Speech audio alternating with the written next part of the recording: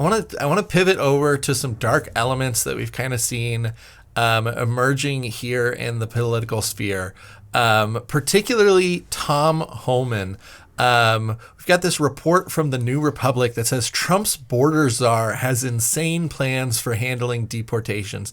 And Ben, I don't know how much you've seen of Tom Homan to this point, but he is kind of this mix of terrifying and motivating. Like he is going to be in charge of the mass deportations that are scheduled to happen under Trump.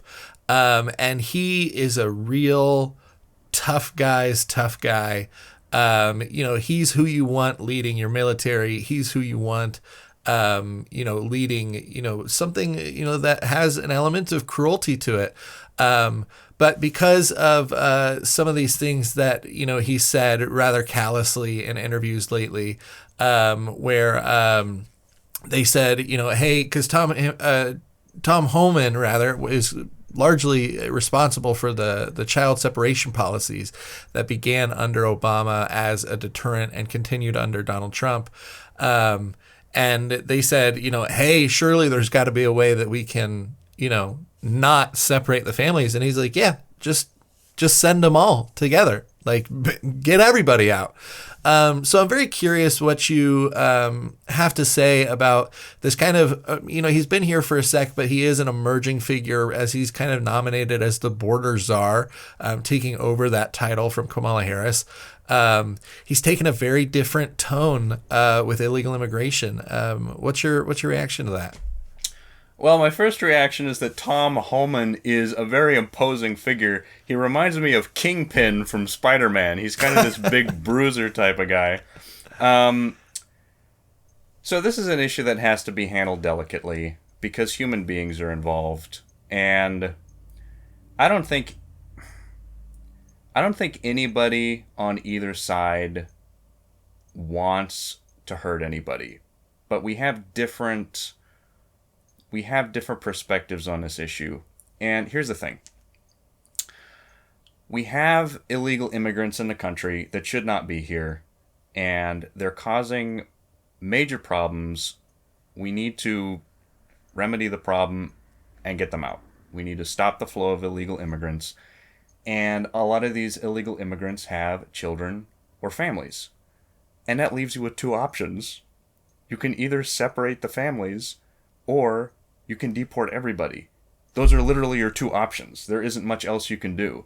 So the fact that he has said both of those things and caught flack for both of them, like, I understand why from an emotional perspective, but it seems kind of ridiculous to me because you have to do something, and in order to, denounce both of those approaches, you're handicapping yourself. You can't do anything. So, I think my main perspective on this issue is the left has weaponized empathy. They have used people's authentic and well-intentioned emotions against them to do things that are not in their best interest. And then when there's pushback, they just play the compassion card to get what they want. And I think Tom Homan is going to be an antidote to that. And I think in this climate, even though it might seem shocking, given the general perspectives that are out there, I think that's kind of who you need. When empathy has been weaponized, I think you need somebody that can just look at it objectively and be like, yeah, this is what we need to do. And Ben, I think it's interesting, Tom Homan, to me, he may not be the supervillain that we asked for, but he may be the one that is needed right now.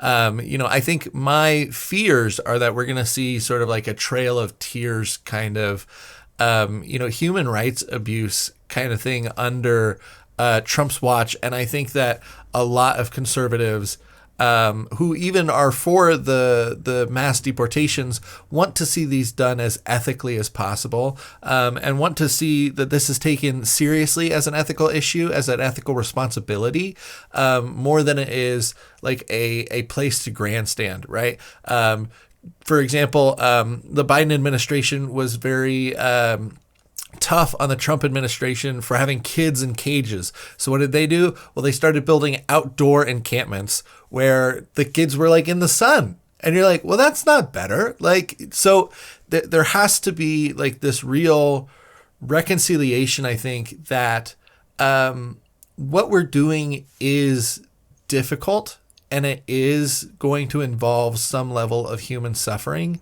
And yet it still may be necessary, right? In order to maintain the nation, right? That we are a people, that we are more than just an economic zone that anybody can come into. I think that there are tough decisions that need to be made. And I think that we're all kind of hoping that this is done as humanely as possible. I agree.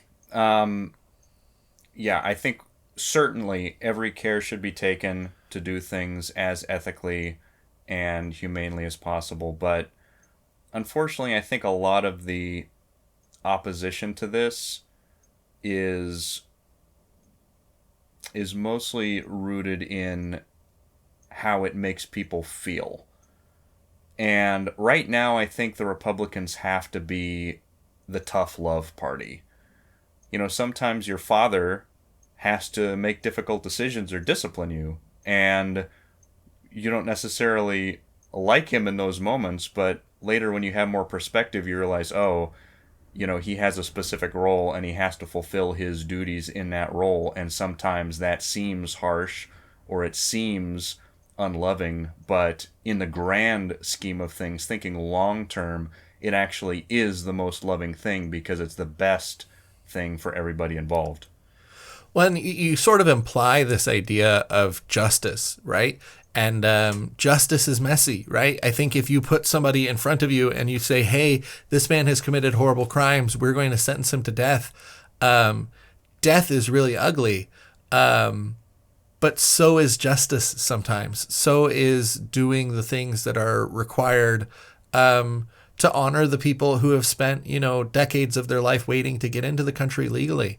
And one of the things that Tom Homan, additionally wants to do is to designate cartels as terrorist groups. So that way they sort of stop this where it starts, because so many of the border crossings are facilitated by the cartels that, even it's sort of been implied that we could see limited strikes into Mexico, with our special forces to take out some key members here.